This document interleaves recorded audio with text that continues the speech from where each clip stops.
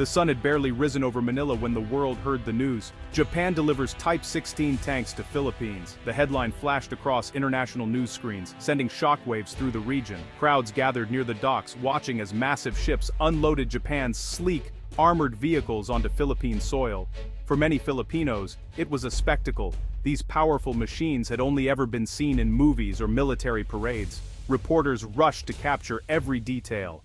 Cameras zoomed in on the Type 16s as they rolled onto the tarmac, their gun barrels glinting in the early light. Military officials from both countries stood shoulder to shoulder, shaking hands as the tanks arrived. Somewhere in the crowd, a child waved a Japanese flag, capturing the spirit of a new alliance. The delivery was not just about hardware, it was a political statement. The world wanted to know, what would these tanks mean for the Philippines, and for the entire Southeast Asian region? In that moment, history was being made, and everyone present understood the gravity of the event. The Type 16 is not your average tank. Built by Japan for rapid deployment, it is officially called the Type 16 Maneuver Combat Vehicle. Instead of heavy tracks, it runs on 8 large wheels. This makes it much faster on roads and easier to move between islands. Perfect for the Philippines' geography. Its main weapon is a 105mm gun. That's powerful enough to destroy most enemy armored vehicles from a long distance. The Type 16 also has strong armor on the front but lighter protection on the sides and back. Japan designed it to hit hard and move quickly, not to sit still and take fire. Inside, the crew of 4 have digital controls and sensors to spot enemies day or night. It can travel up to 100 kilometers per hour, making it one of the fastest armored vehicles in Asia. Troops can quickly send it to trouble spots, using Japan's famous efficiency and technology. This combination of speed, firepower, and advanced electronics makes the Type 16 unique. It's a tank destroyer, meant to outmaneuver and outshoot its enemies, especially in the complex terrain of the Philippines. The Sabrah is the Philippines' own modern tank. It was developed with help from Israel, a country known for strong military tech. Unlike the Type 16, the Sabrah uses a tracked design. This means it moves slower on roads but can handle rough ground, mud, and hills much better than wheeled vehicles. Its main gun is also 105mm, matching the firepower of the Type 16. However, the Sabrah's armor is thicker, especially on the sides and turret. This makes it tougher to destroy in a direct fight. The tank's systems are highly digital, offering night vision, targeting computers, and strong radio links. The Sabrah's crew of 3 operate in a tight space, but they have top-level protection and support. It was built to survive in close combat, using its armor to stay in the fight longer.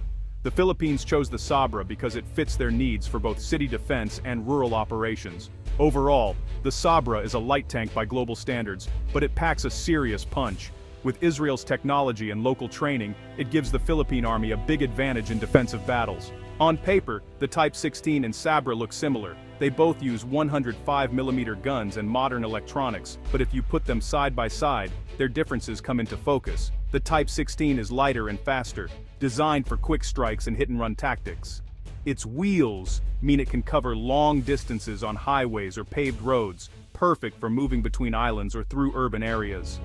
The Sabrah, with its tracks and heavier armor, is slower but tougher.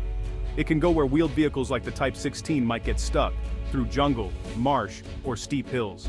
In a straight fight, the Sabrah's extra armor might help it survive longer, but the Type 16's speed could help it escape danger or set up ambushes. Both tanks use advanced computers to aim and fire, but the Sabrah's Israeli tech gives it an edge in targeting at night or in bad weather. On the other hand, the Type 16's Japanese sensors are known for reliability and speed. In short, the Type 16 is like a sports car, fast and agile, while the Sabrah is more like a heavy SUV, strong and steady. Which is better? It depends on the mission. For open roads and quick reactions, the Type 16 leads. For holding ground and fighting in tough terrain, the Sabrah is king. Together, they cover each other's weaknesses. Japan's decision to send tanks was not made lightly. The country has a long history of pacifism after World War II, avoiding military exports. But, rising tensions in the South China Sea changed that. Japan wants to help its neighbors defend themselves and keep the sea lanes open for trade. The tanks are a message. Japan stands with the Philippines against outside threats. For Manila, the tanks are a welcome boost. The Philippines faces constant pressure from foreign ships and aircraft near its islands. Filipino leaders see the Type 16 as a symbol of friendship and support. Soldiers have already started training to use them, eager to put the new machines to the test. People in both countries had mixed reactions. Some worried about military escalation, while others cheered the new alliance. In Filipino cities, murals of the Type 16 appeared, painted by young artists excited about their country's new power. Behind the smiles and ceremonies, everyone knows the stakes are high. The tanks are not just for show, they are a serious upgrade for the Philippine Army. Japan's motives are clear: keep the region safe, and show strength without starting a war. Section 6. On the ground, real-life deployment scenarios. Imagine this.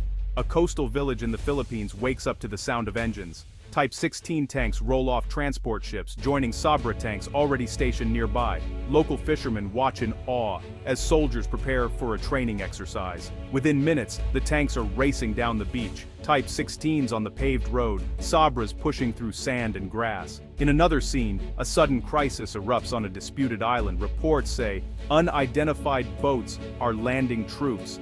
The Philippine Army responds fast. Type 16 speed across a causeway, their crews using advanced sensors to look for threats. Sabrah tanks follow, taking up strong positions and covering the approach. During training, soldiers learn to combine the two tanks' strengths. Type 16 scout ahead, using speed and cameras to spot enemies. Sabrahs move in to hold key areas, their heavy armor protecting infantry. Helicopters buzz overhead, relaying information between units. These real-life scenes show how the tanks could be used in future conflicts or disasters. The goal is clear: defend the Philippines, protect its people, and send a strong signal to anyone who might threaten its islands. Section 7. Power shift, changing the balance in Southeast Asia. The arrival of Japanese tanks in the Philippines is more than a simple arms delivery. It signals a major shift in military power across Southeast Asia. For decades, the region depended on older vehicles and light armor. Now, with Type 16s and Sabrahs working together, the Philippine Army is one of the best equipped in the area. Other countries are taking notice. Military analysts point out that the combination of Japanese and Israeli technology gives the Philippines a new edge. Islands that were once hard to defend now have fast, modern tanks ready to respond. This makes any hostile action riskier for would-be aggressors. The power balance is also psychological. The message is clear: the Philippines is no longer an easy target. With Japan's support, its military can respond faster and hit harder than ever before. This new confidence changes how leaders in Manila negotiate with neighbors and rivals. But power shifts are rarely simple.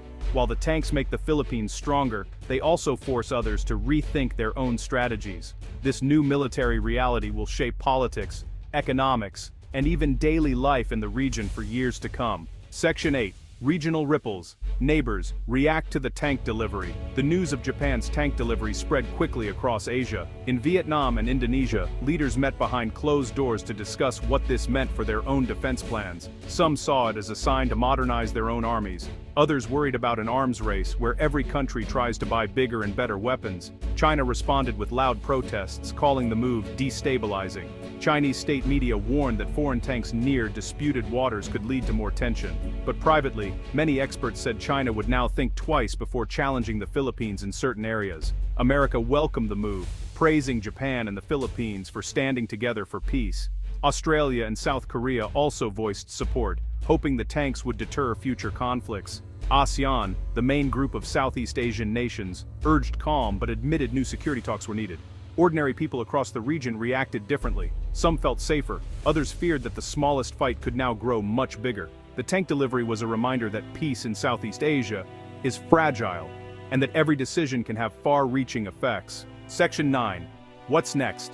Future developments and security challenges. The arrival of Japanese Type 16 tanks in the Philippines is just the beginning. Both countries now face new challenges and opportunities. The Philippines must train its soldiers, build new bases, and learn to use advanced technology in real operations. Japan will watch closely, ready to help with maintenance, upgrades, and further training. Looking ahead, other countries may seek similar partnerships. The region could see more joint exercises, bigger arms deals, and new alliances. Some experts worry this could lead to a new arms race, while others hope it will keep the peace by making aggression too costly. The future of Southeast Asia will depend on how leaders use these new tools. If they focus on cooperation and dialogue, the region could become safer for everyone. But if mistrust grows, even simple misunderstandings could spark bigger conflicts. One thing is certain: the power shift has begun. The world will be watching the Philippines and Japan as they move forward, hoping that these powerful tanks will bring more security, not less, to their corner of the world.